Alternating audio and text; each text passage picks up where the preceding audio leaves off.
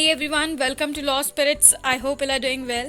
So in this video I'm going to talk about how to read fastly and efficiently. मतलब कि इस video के बाद आपकी रीडिंग स्पीड भी इंक्रीज हो जाए एंड एफिशिएंसी भी बढ़ जाए, मतलब नेगेटिव्स कम हो. ओके, तो जैसे कि क्लैट होने ही वाला है जून में, कुछ ही मंथ्स बचे हुए हैं, तो कुछ स्टूडेंट्स ने डाउट पूछा, तो मैं इस वीडियो के थ्रू उसी का आंसर देने जा रही हूँ.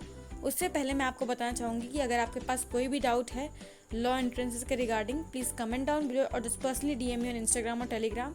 मेरा टेलीग्राम ग्रुप भी है, उसकी लिंक्स मैंने डिस्क्रिप्शन में ड्रॉप कर दी हैं. Okay, so just go and join that group और वहाँ पे आप पूछ सकते हैं. तो ये जो वीडियो है CLAT and other law entrance के लिए एप्लीकेबल है. So let's quickly start this video. पहला है रीड विद मोटिव.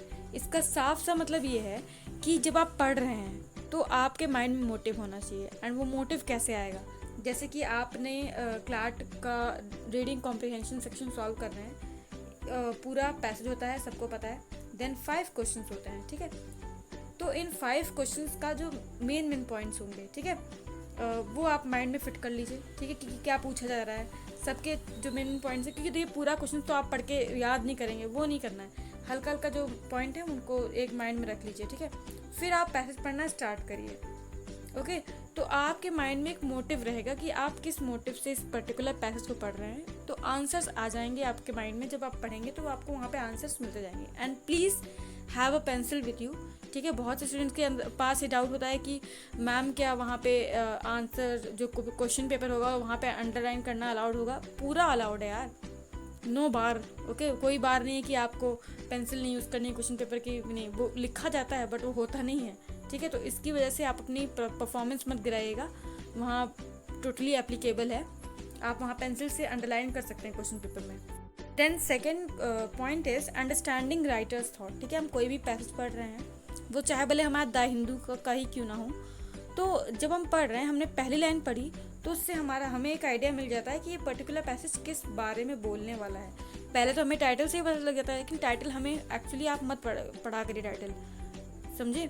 मतलब क्योंकि देखिए जब आप आरसी या लीगल एक सीआर लगाएंगे क्लैट के पैसेजेस में या कोई और लॉ एंट्रेंस में, तो वहाँ पे ऊपर टाइटल नहीं लिखा होगा, ठीक है. तो आपको टाइटल ज़्यादा मत देखा करिए, आप पैसेज से पढ़ना स्टार्ट करा करिए. तो आपको फर्स्ट लाइन से अंदाजा लग जाता है कि राइटर किस बारे में बात कर रहा है, ठीक है. और राइटर के पर्सपेक्टिव से समझने की कोशिश किया करिए कि वो लिखना क्या चाह रहा है. ओके, तो इसको हम कैसे समझेंगे, जब आप पढ़ रहे हैं तो आप सोचिए कि आपने खुद ही कई साल पहले लिखा हुआ है एंड वो आप उसको दोबारा दोहरा रहे हैं, आप पढ़ रहे हैं, ठीक है. इससे आपको राइटर का थॉट मालूम चलेगा. एंड जब राइटर का थॉट हमें मालूम चल जाता है तो सबसे मस्त चीज़ वो होती है कि हमें मेन आइडिया पता चल जाता है, ठीक है, कि मेन आइडिया क्या है या एजम्पशन क्या है. मेन चीज़ एजम्पशन, ठीक है. जब राइटर के थॉट से हम उस पर्सपेक्टिव से समझेंगे तो हमें एजम्पशन बहुत जल्दी क्लियर हो जाएगा.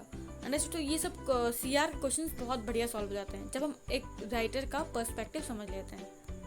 Then the next point is that practice more and more. Okay, ये तो मैं हमेशा ही कहूँगी, क्योंकि बिना प्रैक्टिस के कुछ नहीं होना है. कितने भी पॉइंट्स आप अपने माइंड में रख लीजिए, कितना भी सब कोर्स कर लीजिए, लेकिन जब तक आप प्रैक्टिस नहीं करेंगे बार बार उस पर्टिकुलर चीज़ की, तब तक वो नहीं हो पाता है, ठीक है. तो please practice more and more. Daily questions करिए, ठीक है. और आरसी का अगर आपके पास सोर्स नहीं है, क्योंकि अब बहुत टाइम हो चुका है एंड बहुत से लोगों के पास कोचिंग के मॉड्यूल्स ख़त्म हो जाते हैं एंड ऑल दैट स्टफ, तो सीआर या उसका आरसी का नहीं, तो आप सिंपल चीज़ कर सकते हैं. जीमैट क्लब आप डालेंगे गूगल पे, तो वहाँ आरसी और सीआर के पैसेज होते हैं, ठीक है. सेम वही क्लैट का पैटर्न होता है. तो वहाँ पे लेवल्स होते हैं, 500 लेवल, 600 लेवल, 700 लेवल, तो ऐसे लेवल्स होते हैं उसमें. तो वो 500 600 500 ट्राई करिए, फिर 600, ऐसे करके आप कर सकते हैं. एंड आरसी बटलर्स के भी वहाँ पे पैसेज डले होते हैं, तो वहाँ पे भी आप जाकर के सारे पैसेज सॉल्व कर सकते हैं. वहाँ पे डेली 2 आरसी बटलर के पैसेज आते हैं, ठीक है. तो आप जीमैट क्लब वेबसाइट पे जाइए एंड वहाँ पे आप ढेर सारी प्रैक्टिस कर सकते हैं. और वहाँ पे वो आंसर्स भी प्रोवाइड करते हैं और आंसर्स की समरी, आंसर्स को समराइज करते हैं कि पर्टिकुलर आंसर क्यों है. ओके, सो आपको practice more and more. Okay, and writer का थॉट समझिए, राइटर के पर्सपेक्टिव से समझिए. आफ्टर दैट कि रीड विद अ मोटिव, एक मोटिव होना चाहिए आपके माइंड में जिससे कि आप समझ सके पर्टिकुलर चीज़ को, एंड आपको आंसर भी बहुत जल्दी मिल जाएगा एंड आपके नेगेटिव्स भी कम होंगे. Thanks for watching. Please like and share this video and subscribe to my channel, and do share this video with all the fellow law aspirants you know.